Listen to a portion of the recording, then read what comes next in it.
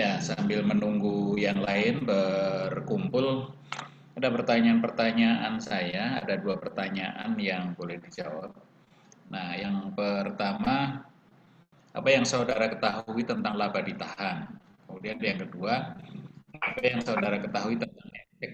Nah, ini ada satu jawaban dari Yurike. Laba ditahan semacam piutang, Pak. Laba ditahan semacam piutang. Apakah ada yang mempunyai jawaban yang lain? Ya, kita minggu lalu bicara tentang piutang, begitu ya. Hanya saja dalam piutang di sana bukan termasuk laba ditahan ini, tapi piutang itu memang karena kita melakukan bisnis penjualan dengan cara kredit. Artinya kemudian konsumen itu tidak langsung membayar. Tapi kalau laba ditahan perlu diketahui bahwa setiap tahun kita menghasilkan laba, ya kan, dalam usaha ini. Terutama kalau itu bentuknya perusahaan yang berbadan hukum, ya PT misalkan begitu. Nah, dari laba ini kan nantinya akan dibagikan kepada para pemegang saham. Salah satunya nanti dalam proses pembagian itu melalui proses RUPS dulu, Rapat Umum Pemegang Saham. Nah, di Rapat Umum Pemegang Saham itu nanti sudah dibagi-bagi. Menurut Agatha di sini laba bersih perusahaan, tapi bukan dividen, Pak. Ya, itu sudah mendekati. Memang, jadi setelah tahu berkumpul, kemudian tahu keuntungan kita berapa, misalkan 1M keuntungannya. Nah, dalam 1M itu mungkin bisa jadi dibagi 3 gitu ya. Sekian persen, 30% atau 60%-nya dibagi. Kemudian 20%-nya untuk tambahan investasi, 20%-nya laba ditahan, berupa laba ditahan. Artinya memang itu biar mengendap di akun kas, di akun neraca mereka. Nanti bentuknya sebagai laba ditahan. Dan laba ditahan ini nanti terakumulasi dalam kas gitu ya. Artinya nanti juga akan masuk kas atau nanti masuk ke mana, tergantung dari kegiatan selanjutnya atau rapat selanjutnya gitu ya. Oke. Jadi Agatha Aprilia dia menjawab laba bersih perusahaan tapi bukan dividen. Memang iya. Dari laba keseluruhan dibagi menjadi dividen, dibagi menjadi untuk investasi, dan satu lagi disisihkan untuk laba ditahan. Fungsinya apa? Salah satunya untuk jaga-jaga. Salah satunya mungkin kita menyisihkan supaya nanti tahun depan laba ditahan ini akan berubah menjadi apa. Berubah menjadi apanya itu bisa jadi untuk investasi kembali atau dibagikan dalam bentuk dividen lagi bisa. Ya, oke. Nah, saya akan share screen untuk hari ini tentang analisis sumber dan penggunaan dana. Ya.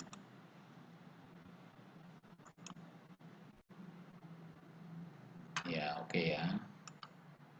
Nanti boleh saja kalau di tengah-tengah ada yang mau ditanyakan dengan chat, menuliskan chat. Ya. Oke, hari ini kita akan membahas tentang analisis sumber dan penggunaan dana. Jadi sumber dan penggunaan, kita tahu kalau sumber itu artinya asal gitu ya, asalnya dari mana sih gitu ya, dan penggunaan jelas penggunaan.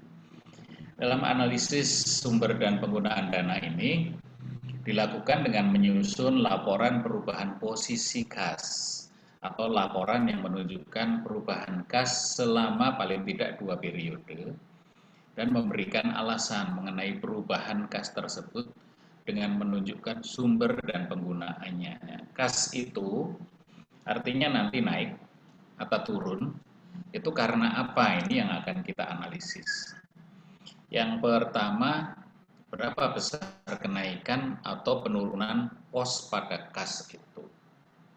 Gitu ya. Yang kedua, mengetahui dari mana dana diperoleh untuk berbagai kenaikan aktiva tersebut. Bila terjadi kenaikan dan kemana larinya dana tersebut bila terjadi penurunan aktiva. Ya, jadi di pos aktiva itu akan ketahuan gitu ya, dana itu diperoleh dari mana untuk menunjukkan kenaikannya atau dialokasikan kemana untuk menunjukkan penurunan aktiva. Jadi intinya ketika kita bicara perusahaan, kita paham dulu pos aktiva gitu ya. Pos aktiva artinya yang ada di sisi neraca sebelah kiri kalau kita lihat gitu ya. Di situ ada kas, piutang, persediaan dan lain-lain.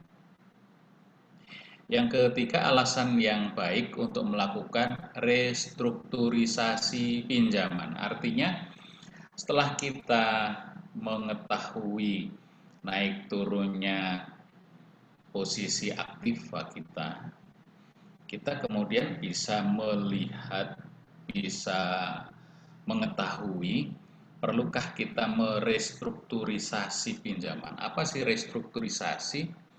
Jadi restrukturisasi ini adalah mengatur ulang. Ya, strukturnya itu diatur ulang. Maksudnya gini, pinjaman kita mungkin bisa terdiri dari, ya perusahaan itu tidak lepas dari pinjaman. Katanya biasanya kalau perusahaan biar orang itu terpacu dalam berusaha, maka dia harus punya pinjaman. Karena dengan punya pinjaman, orang akan terpacu dalam berbisnisnya, bagaimana mengembalikan pinjaman itu. Nah, restrukturisasi di sini bisa jadi pinjaman itu ada pinjaman lunak, ada pinjaman jangka panjang, ada pinjaman jangka pendek, dan seterusnya ya. Nah, maksudnya di restrukturisasi itu kita melihat dari penggunaan dana tadi, ternyata kita lebih membutuhkan dana yang jangka panjang misalkan begitu. Nah, itu tergantung nanti hasil dari analisis kita. Oke, kita lanjut dulu. Dalam analisa sumber dan penggunaan dana, ini disebut juga sebagai analisa aliran dana. Ya, aliran dana merupakan alat analisa finansial yang sangat penting bagi financial manager atau manajer keuangan untuk mengetahui bagaimana dana digunakan dan bagaimana kebutuhan tersebut dibelanjai, gitu ya. Jadi alat analisa ini penting bagi manajer keuangan karena dari situ bisa mengetahui dana ini digunakan untuk apa dan dipakai atau sumbernya dari mana dan dipakai untuk apa. Dalam analisa sumber dan penggunaan dana yang perlu diperhatikan itu adalah yang pertama, penyusunan laporan perubahan neraca yang disusun atas dasar dua neraca dari dua waktu. Ya. Jadi dua neraca dari dua waktu itu kita bandingkan. Kemudian nanti diperhatikan laporan laba ditahan. Ya, laporan laba ditahan itu tadi ya yang menunjukkan bahwa laba yang diperoleh perusahaan itu bisa jadi langsung dimanfaatkan, langsung digunakan, langsung dibagi kepada para pemiliknya. Tapi ada juga yang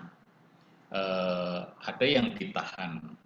Nah, Ditahan karena apa? Memang sengaja ditahan nanti untuk keperluan di periode berikutnya. Ya, selanjutnya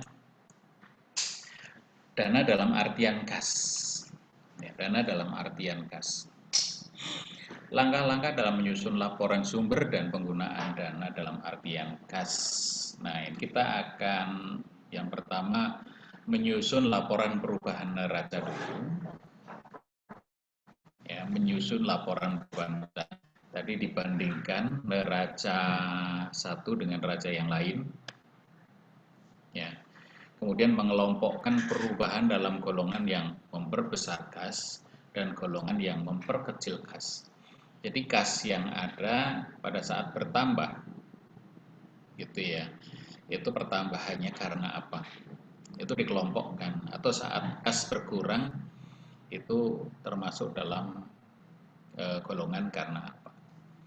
Yang ketiga, mengelompokkan elemen dalam laporan rugi laba atau laporan laba ditahan ke dalam golongan yang memperbesar kas dan yang memperkecil kas. Nah, ini elemennya apa saja? Kalau tadi perubahannya, sekarang elemennya. Yang keempat, mengadakan konsolidasi dari informasi tersebut ke dalam laporan sumber dan penggunaan dana. Ya, oke. Ada pertanyaan di sini. Ya, sebelum saya lanjut. Nah, apa yang dimaksud dengan konsolidasi?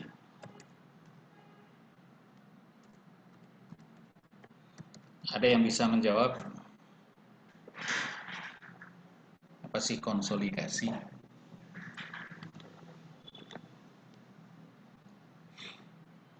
Ya, konsolidasi. Silahkan, ini sudah ada 12 partisipan, gitu ya. Apa sih konsolidasi atau yang dimaksud dengan konsolidasi tadi? Boleh kalau mau menyampaikan, ya, kembali di sini ya.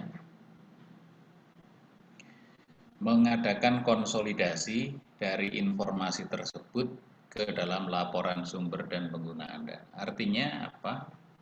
Jadi konsolidasi ini dari informasi-informasi yang pertama tentang golongan yang memperbesar, gitu ya, perubahan dalam golongan yang memperbesar dan golongan yang memperkecil, digolong-golongkan, atau elemen-elemen setelah tahu golongannya, kemudian elemennya dikonsolidasikan ke dalam laporan sumber dan penggunaan dana. Artinya ini ya langsung kita masukkan saja, kita sesuaikan, kita ya entry begitu ya dalam laporan sumber dan penggunaan dana. Kita lihat dulu selanjutnya. Sebenarnya sumber dana berasal dari mana? Nah, misalkan kita awali dari tentang sumber dana. Sumber dana itu dari mana sih? Perubahan dari elemen neraca yang efeknya memperbesar kas disebut sebagai sumber dana. Nah, pertama, sumber dana itu berkurangnya aktiva lancar selain kas. Nah, tadi aktiva lancar, ada piutang, ada persediaan. Ya, contoh dua itu saja dulu. Ada tiga lagi efek barangkali begitu ya. Dari ketiga hal ini, misalkan piutang, persediaan, efek, apabila nilainya berkurang, dia akan menyebabkan kasnya bertambah. Ya. Contohnya gini, efek ya, efek. Itu pertanyaan saya tadi ya, apa sih efek itu? Ya. Efek itu bisa berupa saham, bisa berupa obligasi, atau bisa berupa barang berharga atau surat berharga lain, gitu ya. Itu efek. Nah, efek ini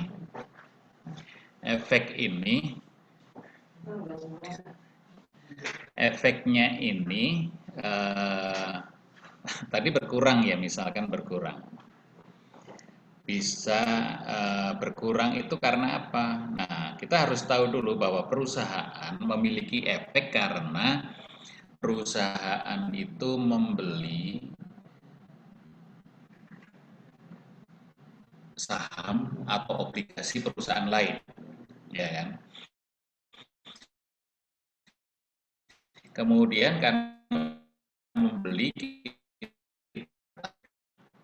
tapi ketika efek itu gitu ya, dan hasil penjualan itu menambah kas. Ya.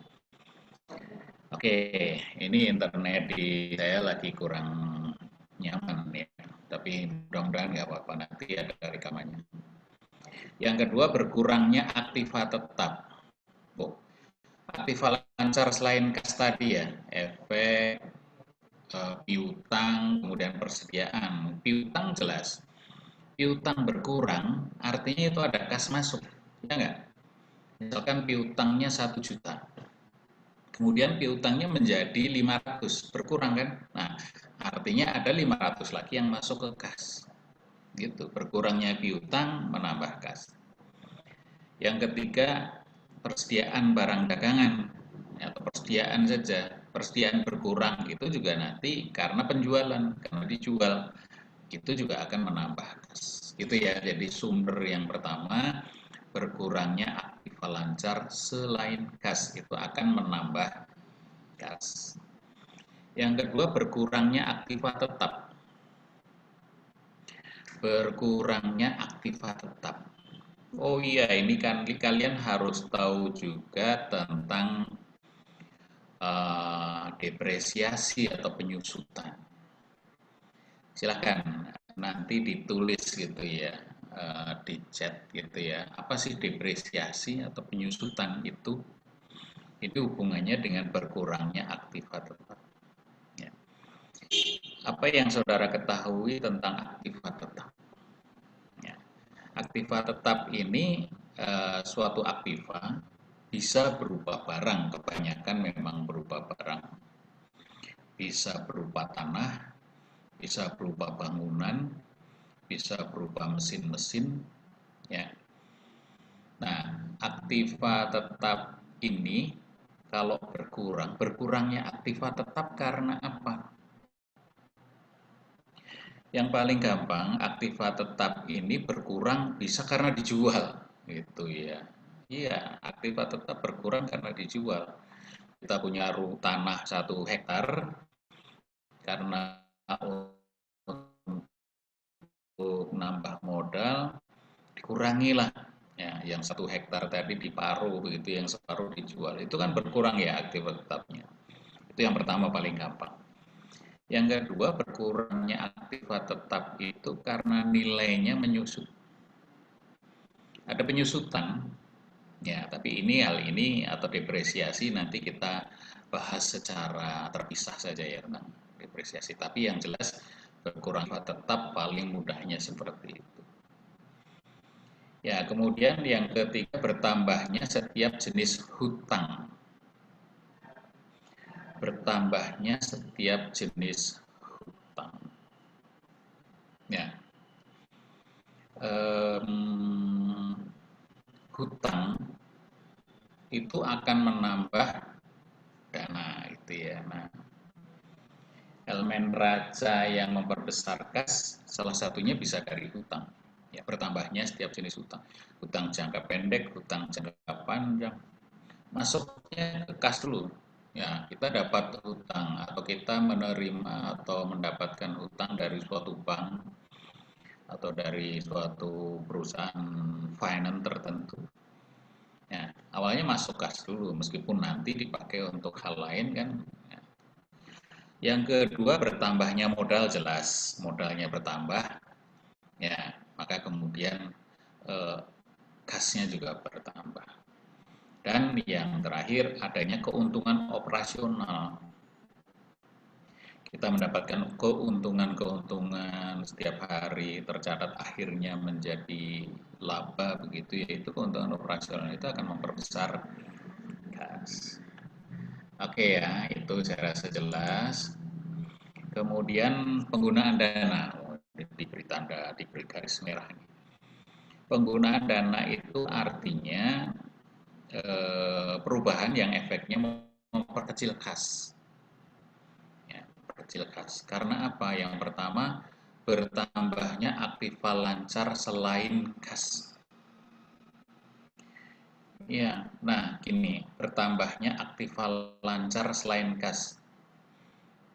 Yang pertama tadi efek misalkan kita beli saham perusahaan tertentu ABC misalkan. Ini saham perusahaan ABC baru bagus. Nah, daripada kasnya nganggur begitu ya, setelah dihitung-hitung kita bisa membeli. Nah, kita beli saham itu artinya kan kas kita keluar. Ya, penggunaan dana yang pertama ya. Itu aktiva lancar. Bertambahnya aktiva lancar selain kas. Gitu ya. Kemudian bertambahnya aktiva tetap. Aktiva tetap jika bertambah juga itu asalnya dari kas. Tadinya peralatan untuk proses produksi diperluas, diperbesar, makanya kita harus mengeluarkan kas untuk mendapatkan itu. Atau berkurangnya hutang, hutang berkurang karena apa? Kita harus membayar, bayar hutang, bayar cicilan, ya dan seterusnya begitu ya. Itu akan memperkecil kas. Nah, kemudian berkurangnya modal. Ternyata dari grup atau anggota dari usaha kita itu terdiri dari banyak orang begitu ya. Nah, mereka ada salah satu yang keluar dan minta kembali modalnya berkurang. Artinya dia juga akan mengambil dari kas. Pembayaran dividen tunai itu juga untuk penggunaan dananya dan adanya kerugian operasional. Ya, mudah-mudahan yang seperti itu tidak pernah terjadi kerugian operasional itu ya. Nah, tapi itu kenyataannya memang yang berlaku seperti itu apabila hal-hal yang memperkecil kas, yaitu tadi ya, bertambahnya aktiva lancar selain kas, bertambahnya aktiva tetap, berkurangnya hutang, berkurangnya modal, pembayaran dividen tunai, dan adanya kerugian operasional. Oke, saya rasa jelas ya. Kita lanjutkan. Ya, nah, neraca ini kita lihat neraca tahun 2018 dan 2019. Nah, kita perhatikan ini di aktiva. Aktiva ada kas, efek, piutang, inventory, persediaan ya. Ada mesin. Nah, ini akumulasi depresiasi ini P ini ya. Kemudian bangunan, akumulasi, depresiasi bangunan, tanah, dan jumlah aktif pangan. Ya, oke. Nilainya di 2018 600, 2019 700. Artinya dia ada kenaikan 100. Ya, posisinya di debit. Kemudian efek dari 700 ke 2019 ini 500, ada penurunan 200, taruh di kredit. Kemudian piutang, piutang dari 1.200 menjadi 1.000 piutang ya, ada turun 200 di kredit. Kemudian inventory, persediaan dari 2.200 menjadi 2.600, ada penambahan 400, ditaruh 400 di debit. Nah, mesin dari 4.000 menjadi 5.000, ada penambahan 1.000 ya. Kemudian akumulasi depresiasi mesin 400 dan yang 2019 600. Ini dikurung itu berarti negatif ya. Ada penurunan di sini 200. di debit. Bangunan tidak ada perubahan, tetapi akumulasi depresiasi bangunan ada perubahan 300. Ya. Tanah 2.300 menjadi 3.700, ya luar biasa, ada kenaikan 1.400.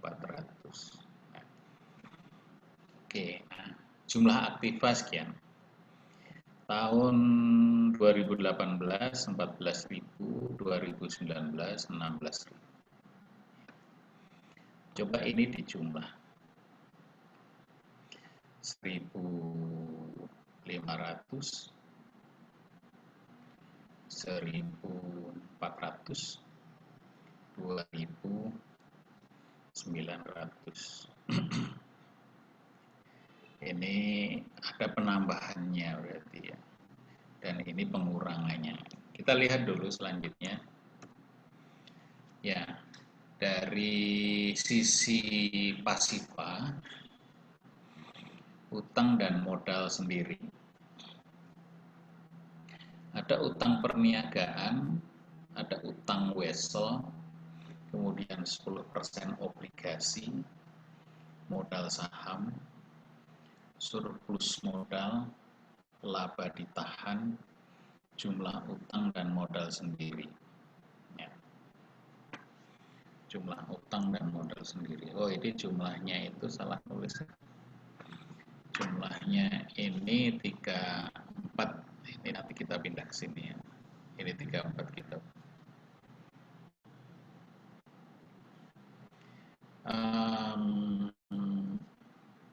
Utang perniagaan.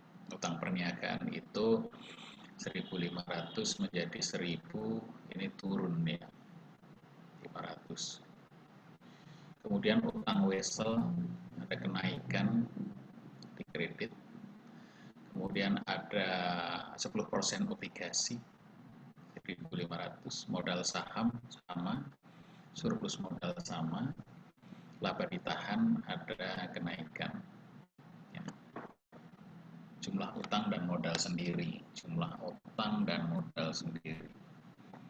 Ya, ada, oh ya, sorry.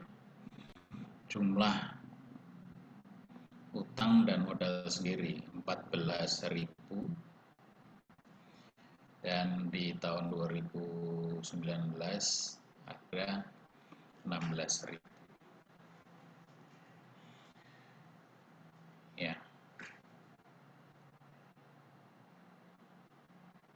Oke, ini cuma belum ditulis ya.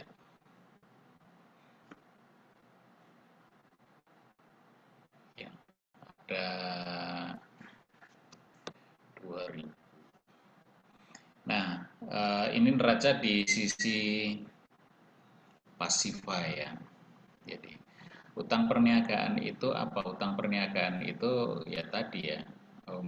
Kalau kita menjual produk kita secara kredit, kita pun juga berlaku seperti itu kepada perusahaan yang lain. Kita membeli, misalkan membeli secara kredit, nah itulah muncul utang perniagaan. Kemudian utang wesel itu terjadi apabila memang model-model pembayaran kita dengan wesel dan itu belum jatuh tempo, masih berupa utang. Nah, apa bedanya dengan 10% obligasi? Jelas ya. 10% obligasi itu obligasi dan saham. Ya, ini obligasi itu kepada pihak luar yang membeli obligasi kita. Ya. Ini juga termasuk modal, masuk dalam modal obligasi 10% nilainya. Kemudian modal saham yang jelas ini saham ini kan merupakan modal, ya kebetulan nilainya tidak ada perubahan. Surplus modal, laba ditahan. Nah, ini laba ditahan yang saya tanyakan lagi tadi. Oke, itu sisi pasifa ya. Selama tahun 2018 terdapat keuntungan bersih setelah pajak sebesar Rp1.500. dan dibayarkan cash dividen 700. Nah, dari data tersebut di atas dapat disusun laporan sumber dan penggunaan dana sebagai berikut. Kita coba telusuri dulu ini. Selama 2018 terdapat keuntungan bersih setelah pajak 1.500. Keuntungan bersih setelah pajak. Oh, ini ketentuannya ya. Ini ceritanya laporan laba ruginya. Gitu. Keuntungan bersih setelah pajak 1.500 dan dibayarkan kas dividen 700. Nah, kemudian inilah laporan sumber dan penggunaan dana tahun 2018-2019. Sumber dana dan di sini sisi penggunaan dana. Keuntungan bersih, ini informasi tadi ya, 1.500 dan cash dividen 700. Ini informasi yang sini tadi. Ini mewakili laporan rugi laba. Kemudian depresiasi 500. Berkurangnya efek 200, berkurangnya piutang 200, bertambahnya hutang wesel 200, bertambahnya obligasi 1.500, ada 4.100 ya. Jadi sumber dana itu kita lihat dari sini, keuntungan bersih, kemudian depresiasi. Depresiasi ini 500 ya. Kita lihat di sana. Ini tadi. Depresiasi ya. Ya, pertama depresiasi mesin. Akumulasi depresiasi mesin 200. Akumulasi depresiasi bangunan 300. Jadi 500. Ini jumlahnya 500 ya. Kita lihat di sini. Ya. Ini depresiasi 500. Kemudian berkurangnya efek. Ya, kita lihat lagi saja. Efek. Nih. Efek. Tadi ya kita harus melihat sumber dan penggunaan dana. Jadi kalau kas naik itu ya salah satunya karena efeknya berkurang. Nah, di sini kan efeknya tadi 700 menjadi 500, ini berkurang 200. Nah, ini kita masukkan 200 di sini. Berkurangnya efek 200. Kemudian berkurangnya piutang 200. Kita lihat. Piutang. Nah, ini juga. Posisinya seperti ini ya. Piutang ini apabila berkurang, dia berkurang, nilainya lebih kecil dari sebelumnya, artinya kurang, ini nanti juga akan menambah kas gitu ya. Kita lihat berkurangnya 200 tadi ya, ini berkurangnya piutang 200. Bertambahnya hutang wesel 200. Bertambahnya hutang wesel. Yang di sini sudah habis. Ya. Kita lihat di sini hutang wesel. Nah, ini 200 ya. Hutang wesel bertambah dari 1.000 ke 1.200. Kalau hutang wesel bertambah, itu artinya dia akan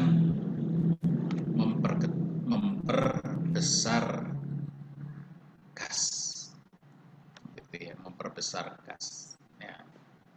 Karena weselnya bertambah, ini nambah kas gitu ya. Sumber dana ini berasal dari ini tadi. Ya. Kemudian bertambahnya obligasi. Kita lihat obligasi bertambah seperti apa. Nah, ini.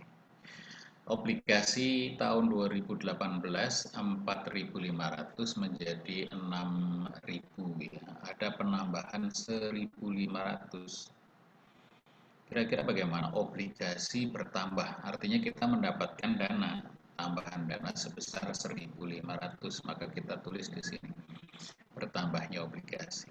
Nah, Kita jumlah 4.100. Ini sumber dana yang berasal dari operasi, gitu ya. Kemudian penggunaannya untuk apa? Kas dividen. Nah, kas dividen itu 700, informasi dari sini ya. Kas dividen 700. Apa sih kas dividen? Kita perlu tahu juga. Jadi setelah adanya pembagian dividen, ya, pengumuman bahwa akan dibagi dividen, kemudian akan dilaporkan, gitu ya. Kas dividennya keluar sebesar 700. Ya. Oke, ini yang pertama ya, kas dividen. Jadi ketika dividennya keluar, ya artinya dana dipakai untuk itu. Kemudian bertambahnya mesin. Mesin itu bertambah. Kita lihat ya, bertambahnya mesin. Nih mesin dari 4.000 menjadi 5.000 debit ya. Bertambah mesin 1.000, yaitu nilai buku mesinnya. Bertambahnya mesin menjadi 1.000, itu pengaruhnya ada di sini. Kita beli mesin baru, berarti begitu ya, sebesar 1.000. Ini nilai buku mesin itu 1.000 penambahannya. Bertambahnya tanah, nah ada 1.400, artinya kita memang menambah tanah. Perhatikan di sini dari 2.300 menjadi 3.700. Ada penambahan tanah 1.400. Ya. Jadi di sini juga kita tambahkan di sini bertambahnya tanah 1.400. Kemudian bertambahnya barang 400. Ini kita kok ada bertambahnya barang. Kita lihat bertambahnya barang 400 itu sumbernya dari mana? Ini inventory bertambahnya barang. Dari 2.200 menjadi 2.600 tambah 400. Oh, kita berarti memang beli barang lagi gitu ya. Beri persediaan lagi. Nah, makanya muncul di sini. Bertambahnya barang. Kemudian berkurangnya hutang perniagaan. Oh, kita lihat hutang perniagaan berkurang 500. Nah, di sini ya. Hutang perniagaan dari 1.500 tahun 2018 menjadi 1.000 tahun 2019. 500. Coba dilogikan, dimasukkan logika dulu ya. Hutang perniagaan itu apa sih? Ya, kita beli ke perusahaan lain secara kredit. Sorry. Kita beli ke perusahaan lain secara kredit. 2.800 di tahun 2018, sorry. Di tahun 2018 kita punya utang perniagaan 1.500, tapi di 2019 1.000. Artinya kita mengurangi, gitu ya. Kita mengurangi utang dengan perusahaan lain. Nah, ini menunjukkan berkurangnya hutang perniagaan 500 di sini. Ya. Kemudian bertambahnya kas. Nah, tambahnya kas 100. Kita lihat.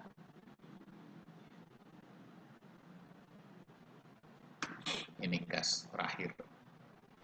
Ya, ini tadi bisa saja ditulis di awal, nggak apa-apa. Bertambahnya kas. Tahun 2018 kasnya 600, tahun 2019 kasnya 700. Ada penambahan kas 100. Gitu ya. Nah, jadi seperti ini. Totalnya ya pasti balance. Pasti itu gitu ya, balance. Tidak boleh tidak balance. Gitu ya, karena sumber dan penggunaannya itu jelas, hanya kita dalam mencatat saja. Oke, lanjut dari laporan tersebut, penggunaan dana yang menonjol. Nah, penggunaan dana ya menonjol itu artinya nilainya yang besar, menambah mesin, menambah tanah, dan pembayaran dividen. Mungkin nanti perlu diurutkan. sumber dana yang menonjol sumbernya, dana yang berasal dari keuntungan neto, kemudian dari depresiasi dan hutang jangka panjang atau obligasi. Ini ya laporan dalam penggunaan dana kalau digolongkan yang menonjol sumber dan penggunaannya. Nah, dana dalam artian modal kerja. Sumber dan penggunaan dana yang berasal dari unsur modal kerja sendiri, karena perubahan yang hanya menyangkut unsur aktiva lancar dan hutang lancar. Kita kemarin waktu bicara tentang modal kerja kan bicara tentang unsur-unsur yang ada dalam neraca ya, terutama di aktiva lancar dan hutang lancar, itu neraca di bagian atas. Sumber yang memperbesar modal kerja di sini berkurangnya aktiva tetap ya, bertambahnya setiap jenis hutang, oke, dan bertambahnya modal dan adanya keuntungan operasional. Ya, nah ini keuntungan operasional ini bukan di neraca, tapi di laporan rugi laba. Bertambahnya modal ya memang karena perbedaan di neraca gitu ya, oke. Nah, penggunaan modal kerja yang memperkecil modal kerja, di sini adanya bertambahnya aktiva tetap. Aktiva tetap bertambah, kemudian berkurangnya hutang, berkurangnya modal, pembayaran dividen tunai, adanya kerugian operasional. Terakhir ini adanya kerugian operasional, informasi tambahan dari laporan rugi laba. Ya. Ini akan memperkecil modal kerja, gitu ya. Selanjutnya, langkah-langkah dalam menyusun laporan sumber dan penggunaan dana dalam artian modal kerja. Yang pertama, menyusun laporan perubahan modal kerja terlebih dahulu. Yang kedua, mengelompokkan perubahan dalam unsur non-current account ke dalam golongan yang memperbesar modal kerja dan golongan yang memperkecil modal kerja. Ya. Kemudian mengelompokkan elemen dalam laporan laba ditahan ke dalam golongan yang memperbesar modal kerja, yang memperkecil modal kerja, dan yang memperkecil modal kerja. Yang keempat, mengadakan konsolidasi dari informasi tersebut ke dalam laporan sumber dan penggunaan dana. Nah, itu tadi ya, konsolidasi artinya memang kita wujudkan dalam bentuk laporan. Nah, ini laporan sumber dan penggunaan modal kerja 2018-2019 seperti ini. Keuntungan bersih 1.500, kas dividen 700. Ini masih cerita yang tadi ya. Depresiasi 500, bertambahnya obligasi 1.500. Bertambahnya mesin 1.000, bertambahnya tanah 1.400, bertambahnya modal kerja 400, jadi 3.500. Ini laporan sumber dan penggunaan modal kerja. Analisanya, sumber dan penggunaan dana dapat dilakukan pada laporan di waktu yang lalu dan laporan yang diproyeksikan untuk periode yang akan datang. Ya. Oke, ini apa bedanya sekarang? Laporan sumber dan mode penggunaan modal kerja 2018-2019 ini membandingkan begitu ya, modal kerja yang dipakai. Berasal dari yang pertama keuntungan bersih, depresiasi, dan obligasi. Sedangkan penggunaannya kas dividen, bertambah mesin, bertambahnya tanah, bertambahnya modal kerja. Kalau kita bandingkan dengan yang pertama, ini secara keseluruhan, laporan sumber dan penggunaan dana secara keseluruhan. Ya. Di sini ada keuntungan bersih masuk, depresiasi masuk, kemudian bertambahnya obligasi. Ya. Gitu ya, kita bandingkan. Ini bertambahnya